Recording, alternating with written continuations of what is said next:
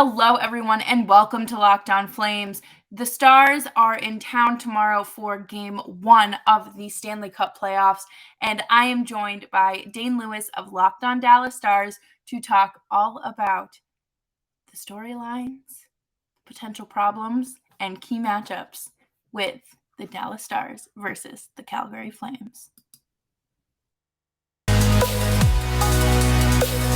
You're Locked On Flames, your daily podcast on the Calgary Flames. Part of the Locked On Podcast Network, your team every day.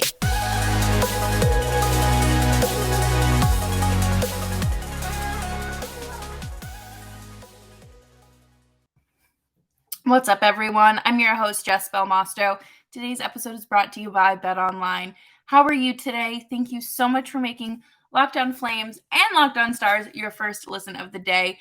And you can find us anywhere you get your podcasts, including Stitcher, Spotify, Apple, Audible, Odyssey, and of course, we are free 99 on YouTube as well. And let's not waste too much time, and we will jump right into the Stars and Flames crossover preview.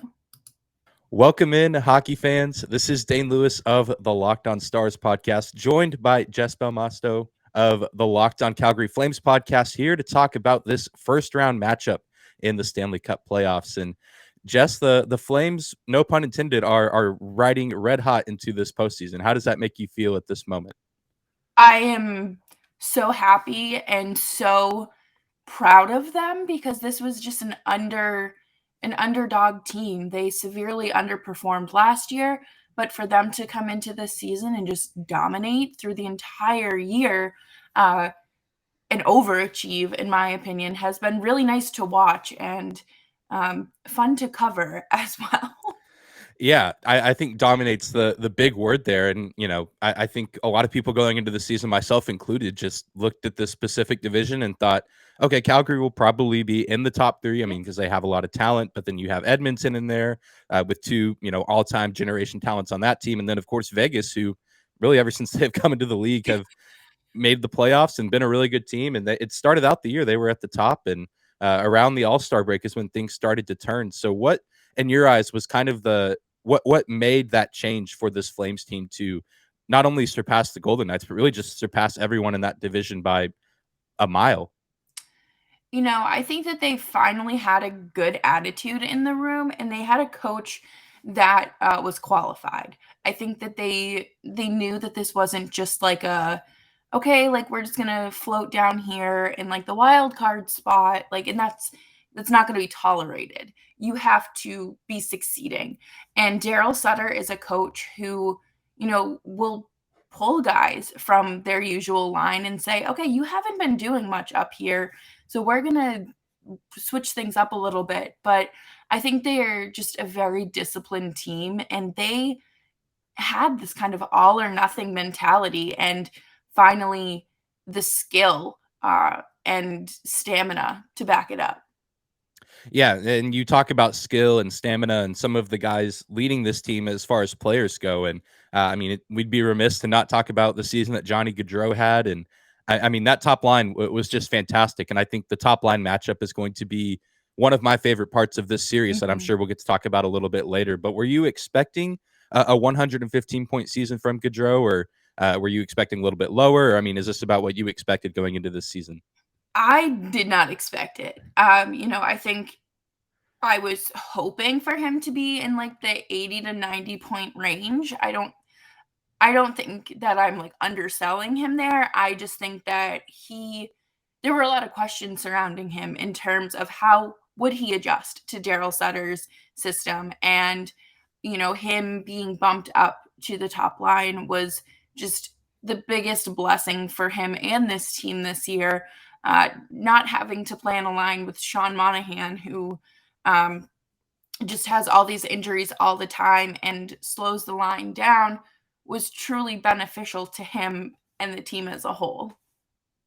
Yeah, absolutely. And, I know he's been even playing the Stars. A fun guy to watch, but also a guy that you're like, he could go for 2 or 3 goals on any given night. And Yeah. As could Tkachuk, Lindholm. There's so many talented players. And even going back to kind of the trade deadline time, I know Calgary, unless you count the Jack Eichel trade way back early in the season, kind of broke the ice first of the trade market by getting Tyler Toffoli. And I remember that being the biggest trade. And I can't remember if the Flames made too many other big trades, just because all that it feels like forever ago. And the teams have just, sometimes teams change and you miss it. But how has the trade deadline impacted this team? And do you think that is kind of part of the reason that Calgary finished the season the way they did? Or do you think that they would have finished this way maybe without some of those pieces? I think it goes back even further than the trade deadline. It goes back to free agency with them bringing in Blake Coleman and bringing in a guy who knows what it takes to win and is coming off of two, back-to-back Stanley Cup championships, and he's like the shiny new toy in the locker room. And then they bring in Tyler Toffoli at the deadline, and it's like, okay, like we're bringing in players with playoff experience who know how to lead, who know what it takes, and just being able to build a roster that is deep. And you can count on every single line, and even the defensive pairings for offensive production is just something that this team has really benefited from. Yeah, Blake Coleman, I think, was a really huge addition. I know there were a lot of people here in Dallas that wanted him on the Stars after, those cup runs with Tampa Bay, because he's a DFW native. And so it would have been cool to see him come home. But he seems to have, found his spot in Calgary and has fit in really well with that team. And I mean, 33 points definitely isn't bad given the role he's been asked to play. I mean, the Stars, we all know, have been itching for some secondary scoring all year long. And but good to see, Coleman move on from the Tampa Bay Lightning and seemingly pick up where he's left off, but with a division winner and potentially looking to make a deep run. And kind of shifting gears to, I guess, the more defensive side of the ice. Jacob Markstrom has been one of the better goalies in the NHL for most of this season. I think either was near the top or led the NHL in shutouts. And he also led the league with 9. Yeah, I know he and Shesterkin both led the league in a lot of statistics, and a really good year from him all around. And I know the Stars have been, the beneficiary or the anti-beneficiary, I guess, of some of his work. And even dating back to around the All-Star break, when I think people started to see the turn for Calgary I think you guys had that comeback win in like the last 3 minutes over the Stars. And that's right. Yeah, that was that was a tough time, because I thought the Stars were kind of turning around at that point, and then we just had to go into the All-Star break for however many days that was, 4 or 5 days, thinking about that loss. But Markstrom, a big part of that game and just a big part of this Flames season. How important is he to this team? I mean, you talk about the offense, but I mean, any great team is well-rounded on offense, and then they also have good defense and great goaltending. So how important has he been to this team this season? He has been just the difference maker. He really has been. This Flames team had not had stable goaltending in a very long time until he came in last season. And my favorite thing about him is that he turned down more money from Edmonton because he wanted to play in Calgary instead. But he has just been out there, and he has this, again, the all or nothing mentality where it's like, if you're happy with losing like 2-1, you gotta gotta give us more. You need to do better. But he has had some incredible saves this season where I feel like it's a cheat code or something, because he'll have like his blockers like doing all sorts of crazy things. He'll spread himself out, and I'm just like, I don't know how that's physically possible. But his ability to track the puck is something that I've been very impressed by. There's only been, I think, 2 games in the last 2 seasons where I have really scratched my head and wondered what was going on. There was one game against Boston, I know for sure, back in November or December, where I was just like, what are you doing? There was no excuse other than the inability to track the puck. But he has been just a brick wall for this team, and someone who has he has it figured out. Whatever it is, he is just completely locked in and has been since training camp. Yeah, that's such a huge piece for this Calgary team. And I know that I imagine, I mean, the team and the entire fan base is behind him just because, he chose to stay in Calgary over Edmonton. I know that's a pretty big deal. And so I imagine that that's probably spurred a part of his performance this season. I mean, having that home crowd behind him every single home game and having that team around him, I mean, that's just got to be fantastic to have. And he's having a good season as a result. But we're going to continue to talk about the Stars-Flames first round matchup, the first meeting between these teams in the postseason since 2020 back in the bubble up in Alberta, but now they get to play in Calgary and in Dallas. But before we continue talking about this matchup, we want to say thank you to some of our sponsors on today's show, and one of those is BetOnline. BetOnline.net is your number one source for all your betting stats and sports info. You can find all the latest sports developments, league reviews, and news, including this year's basketball playoffs, hockey playoffs, and the start of Major League Baseball season. BetOnline is your continued source for all your sports wagering information, from live betting to playoffs, esports, and more. Head to the website today or use your mobile device to learn more about the trends and action. BetOnline.net, where the game starts. So now it's your turn on the hot seat, I guess, if you want to call it that.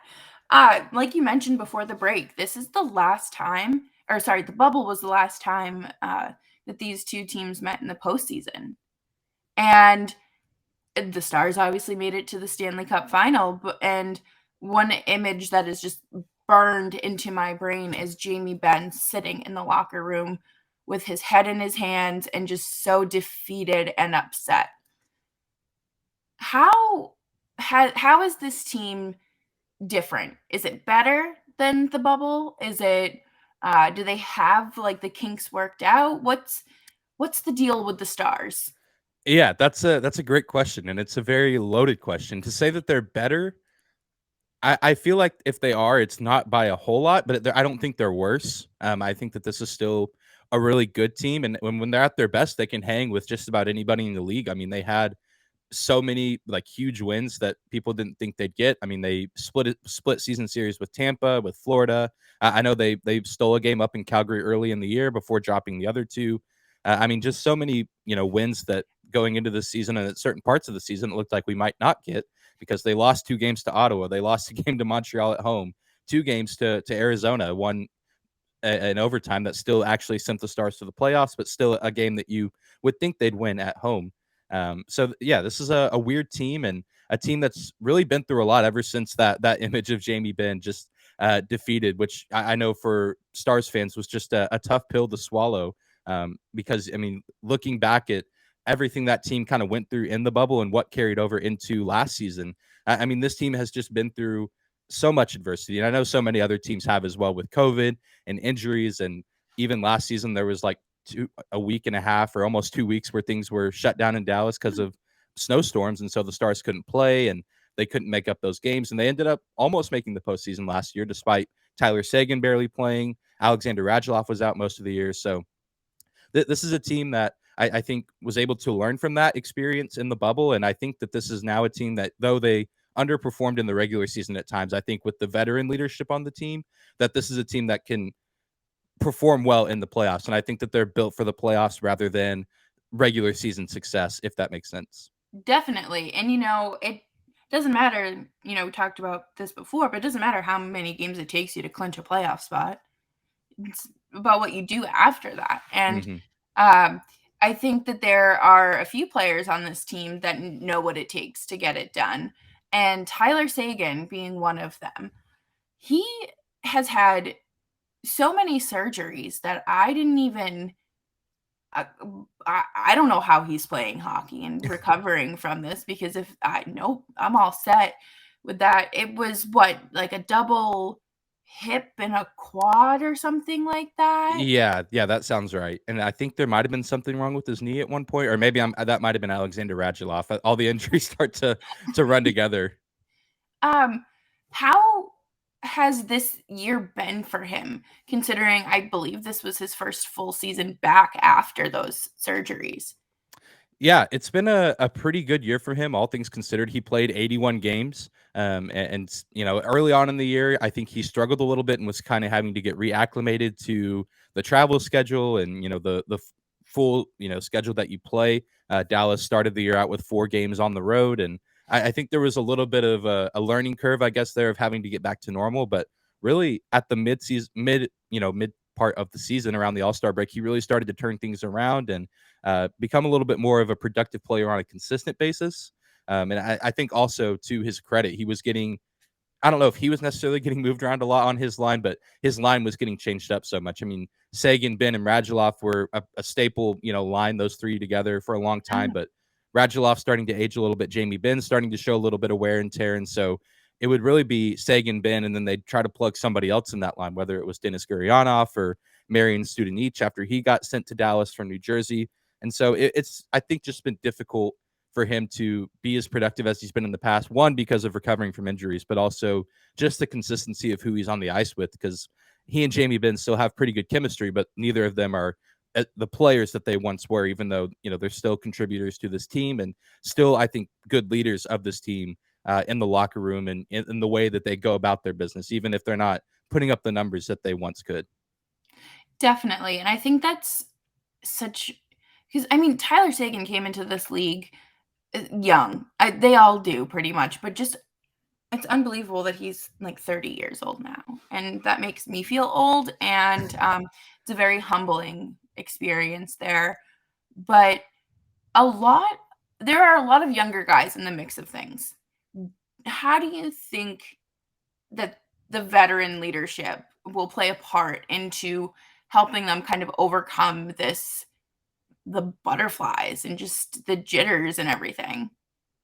Yeah, I think, and you're right. This is a kind of a weird team with age because you have guys like Joe Pavelski, who's 37 years old and had a career high in points this year. And you have guys like Sagan and Ben, but you also have Miro Heiskanen, Roope Hintz, Jason Robertson, who have had little to no postseason experience. So I think it'll be big in the way that, I mean, just like you said, to calm down the butterflies. I think just getting to see how these veterans operate on a day-to-day basis. And, I think even going into the postseason, there's probably not too much that changes because I know athletes in general are kind of creatures of habit in the way they prepare and the way that they get themselves ready for games and for playoff series. And so I think a guy like Jason Robertson, who, missed out, was a rookie last year and missed out on the playoffs. He's been playing on a line with Joe Pavelski all year and getting to watch how he does things.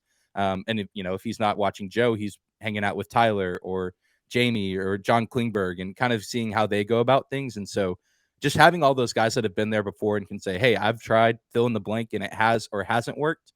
And even just asking for advice of, hey, do you think I should do this, or do you think I should try this out in the playoffs? I think that just works wonders for this team. And also, if a younger guy kind of falls short or underperforms early on, those older guys are right there to pick him up and say, hey, that's okay, because you're young.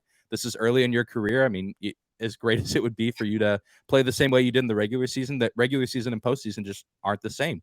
The pressure is a lot higher. There's a lot more intensity, a lot more physicality. So I don't expect all of our young guys to be perfect. I do expect them to come out and compete. But I mean, just knowing how younger players can be, I mean, how the Stanley Cup playoffs can be pretty unforgiving at times. I think it'll be really interesting to see how that plays out and how these older guys kind of pick up these younger guys and take them under their wing.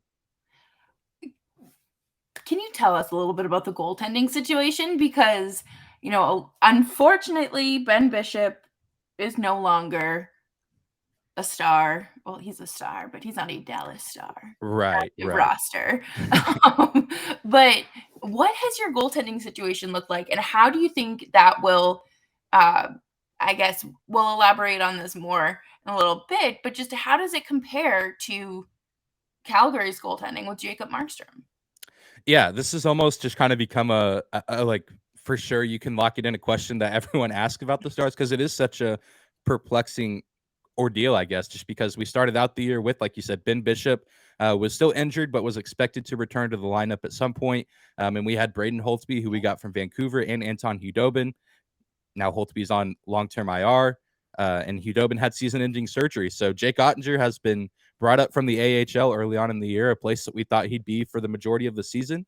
And he's had to kind of step into that number one goalie role, but he has done exceptionally well. And I think far and away better than anyone in Dallas would have expected him. He had to play a lot last season as well because of injuries, and he did pretty well there. But I mean, it just given the, it was kind of like all things considered, he had a pretty good rookie year. And so I think people were like, well, he's still really young. He's still probably not fully developed. So this could be a really tough challenge for him. But he took the challenge head on and has put up some really solid numbers. And then we go out and get Scott Wedgwood at the trade deadline from Arizona. And he's turned out to be kind of a diamond in the rough player as well.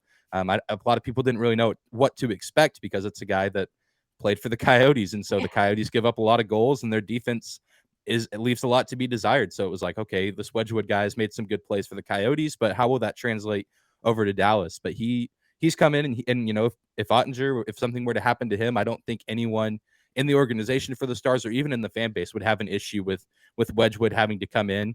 He's a really talented guy, and the few press conference interactions that I've seen him in, I mean, he speaks pretty humbly of himself to have, you know, he's put up some really monster performances, but still talks about how he and Jake like to work together and help one another improve. And Jake says a lot of the same things about Scott. And so I think that there's a genuine, like, good friendship relationship that's being built there. And I think that's going to help the Stars in the postseason because they have two guys that I think the coaching staff and the team is confident in on any given night.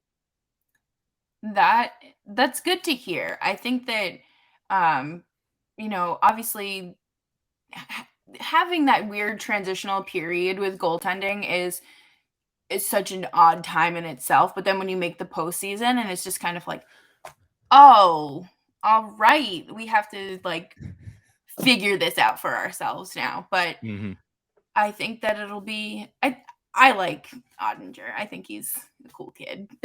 But coming up next, we are going to talk about, you know, these key matchups, players to watch, and all of that fun stuff that all of you love to bet on and star players to watch. But first, we do need to say a special thanks to Built Bar for sponsoring today's second segment. And summer is coming, and you know you're going to need some food on the go. Built Bars are the perfect snack to take with you on your family vacations. Throw them in your bag, your kids' backpacks, your coolers, whatever it may be, and make sure everyone is fueled for summer adventures. The best part about Built Bars is that they're healthy and delicious, but they don't taste like they're healthy. They certainly taste delicious, but they taste like a candy bar because they're covered in 100% real chocolate, and so are the Built Puffs. They are crazy high in protein and, of course, low in calories, low in carbs, low in sugar, and the Built Puffs are absolutely delicious. The churro flavors are just to die for, and they're only 140 calories. Built Bar makes sure there is something for everyone, and most bars contain 130 calories, 4 grams of sugar, 4 net carbs, and about 17 grams of protein. And when you compare that to a candy bar that you might throw in your cooler, it's a little bit of a healthier option. So you can go to built.com today to get all of your favorites: banana cream pie, raspberry, double chocolate, and so many more. And they are all delicious and new flavors coming all the time. Check them out on built.com. Head on over to built.com, use promo code LOCKED15 to get 15% off of your order. That is promo code LOCKED15 for 15% off of your order at built.com. All right, we're closing out this crossover episode between Locked On Stars and Locked On Calgary Flames. Thank you guys again for making both these shows your first listen of the day. And Jess, we're finally at the point where we can talk a little bit about these matchups. I know we've talked about the goalie matchup and a little bit of the top line matchup, and I think I kind of want to start there because I think it's such a perplexing matchup. Who do you think? I mean, obviously, Gaudreau, Tkachuk, Lindholm, and Pavelski, Robertson, Hintz. I mean, how do you think that this top line for Calgary will match up against the Stars early on in this playoff series? And do you think they are the key to a deep run for this Flames team? Definitely. I think that the Flames are, that top line in general has a really special chemistry. And obviously, they all made it to 40 goals this season. So something's clicking there for them. But I am a little bit, I don't want to say worried because that's not the right word, but I'm intrigued to see how they go up against, you know, Joe Pavelski's line. I think that's a daunting line, but just the Flames, I don't know. That top line has the ability to get anything done when they want it to. And I would say that as long as they don't make the same mistakes that they've made in the past in terms of the offense kind of fizzling out in the first round, then they'll be okay. They'll definitely be a key part of this team. Yeah, I think it's just going to be so fun to watch. These are 6 of the best offensive talents in the Mhm. league, and I think even if they're not on the ice at the same time, I think that the defenders for each team, respectively, will have their hands full. And kind of keeping in the same vein of conversation, who do you think are the best defensemen or the best defensive pairing to match up against a Stars top line or any other really talented top line in the NHL?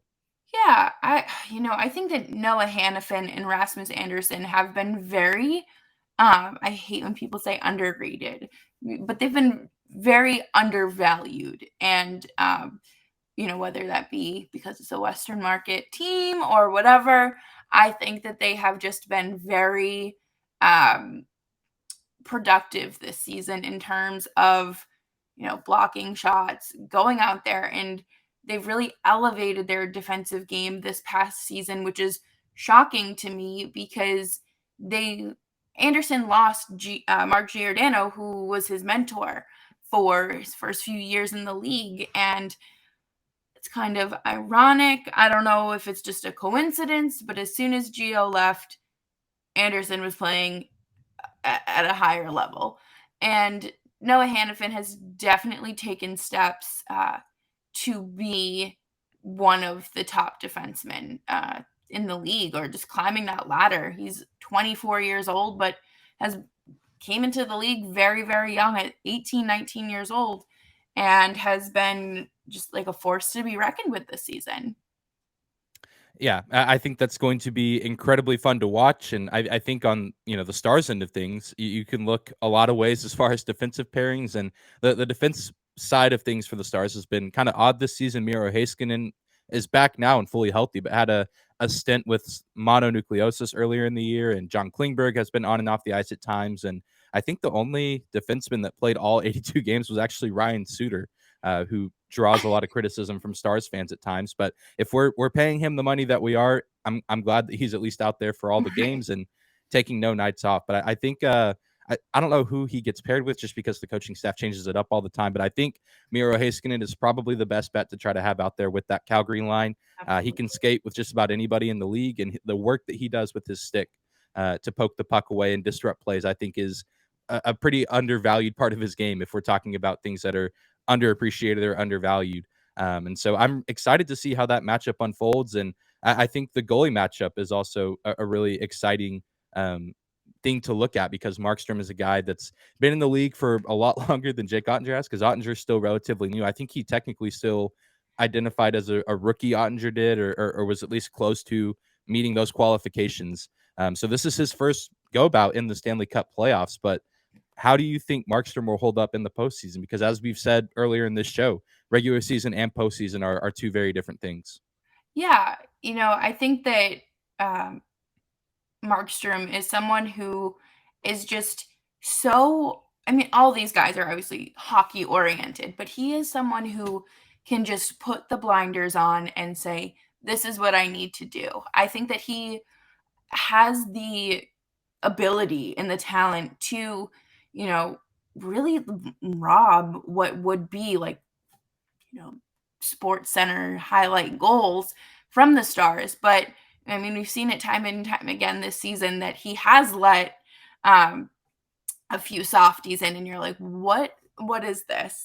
But my goal, or my hope rather, is that he isn't too stressed or tired, because I believe he had 63 starts this season.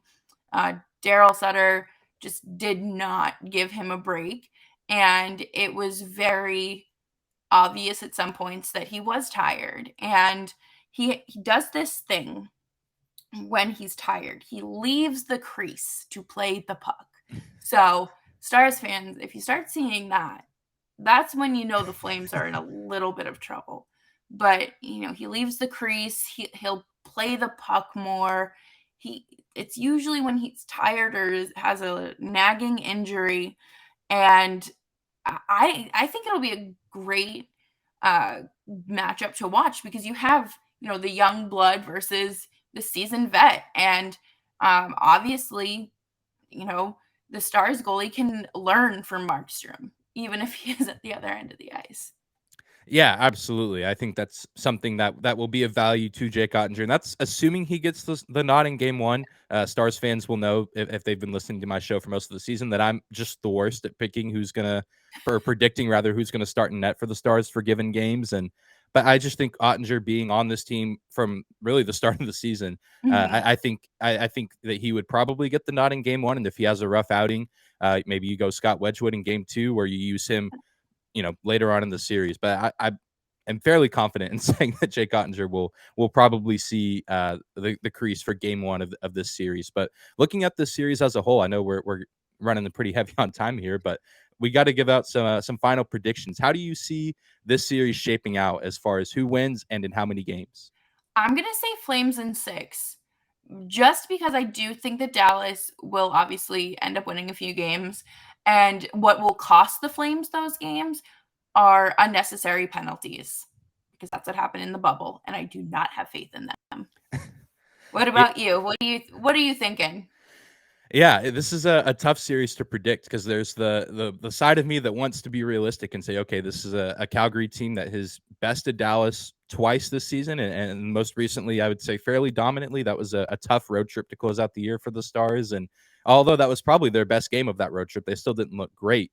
But this is also a Stars team, like I said earlier, that can hang with a lot of the good teams in the league, and I think the postseason presents an opportunity for a fresh start for all the teams there. And I think the veterans on this team especially know what's at stake. I mean, Joe Pavelski did sign a contract extension in the middle of the season to come back for 1 year, but with this team, I mean, this is likely his last chance, and maybe some of these other guys' last chance at getting a cup. And I mean, Joe Pavelski is one of those guys that even if you're not a Stars fan or a Sharks fan, you just want to see him do well. I mean, he's a stand-up guy, a great member of this team, a great leader of this team, and also just a great member of the community here in Dallas. And so I think I'm going to lean into the other side of me that's probably going to get my heart broken. But I think the Stars can pull this series out. But I think if they do it, it's going to have to be in 7 games, and it's going to have to be a pretty hard-fought series. But I think it has the potential to be one of the more underrated series of the first round. I think a lot of people are looking at Toronto, Tampa Bay, which I think will be a great series. And even that Minnesota St. Louis series, I think, has some potential as well. So I'll say Stars in 7. And really, it's going to come down to if the Stars can get some secondary scoring, and if our goalies can rise to the occasion. Absolutely. And I think regardless, one of us will be upset no matter how this ends. That's the tragedy of all of this is Right? someone's going to get their feelings hurt, and some fan base is just going to be upset. But I mean, that's why we love playoff hockey. I mean, on the other end, one of us is going to be really happy to be moving on, and Yep. I think the winner of this series gets the winner of Kings Oilers, if I'm not mistaken. Yes. So it does as if the Stars do lose, I hope Edmonton wins their series and we can get the Battle of Alberta in round 2, because I think that would be an absolute treat and be a ton of fun to watch. Absolutely. I think that if you're a real hockey fan, you're obviously rooting for that. Yeah. Because it would just be a bloodbath, and it would be so much fun. Yeah, and so many fun storylines to cover there, and if we get to that point, I'm sure that you'll get to talk about it, and we'll be watching from the sidelines. But as of now, we're hoping for the Stars to go on a run similar to 2020. I know a lot of people didn't see the Stars have that run in them, and they somehow pulled it off. So we'll see if they can do it again. And I'm excited to watch this series unfold. But Jess, thank you for crossing over, and if this series is all that it's cracked up to be in our eyes, we'll have to hop on for a few more crossovers. Absolutely. Yeah, it's always a treat getting to talk to other hosts who are just as passionate and love the game, and obviously are just hoping for their team to win. Yeah. But at the end of the day, it's the Stanley Cup playoffs, and it's one of the best times of the year to be a sports fan. So we're just along for the ride. Absolutely. Thank you again so much for having me. And thank you for crossing over as well. I appreciate it. And I will definitely, I'll hope that we get to chat again during this series. Yeah, I hope so as well.